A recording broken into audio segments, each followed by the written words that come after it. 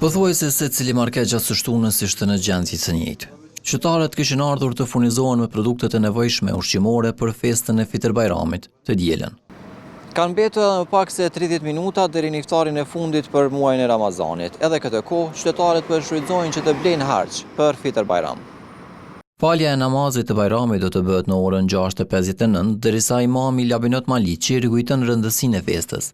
Por ajo që është më rëndësishme dhe duhet të jetë në rend të parë është vizita fizike që duhet t'ja bëjmë familjarëve tonë dhe është kjo ditë kaq e veçantë që duhet veçohet edhe me vizita reciproke fizike.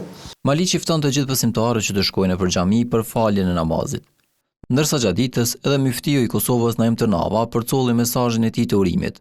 Për një muaj me radhë, agjërimi mbushi zemrën dhe shpirtrat tanë me një ndjenjë të veçantë paqeje, qetësie, e pse jo edhe krenarie. Andaj festa e Fitër Bajramit është mundësi për të shprehur mirënjohjen dhe gëzimin për arritjen e pastrimit shpirtëror, që është shoqëruar me sakrificë për kushtim dhe devocion. Ceremonia kryesore e faljes së Fitër Bajramit mbahet në xhaminë e madhe në Prishtinë. Inshallah kaloj mirë.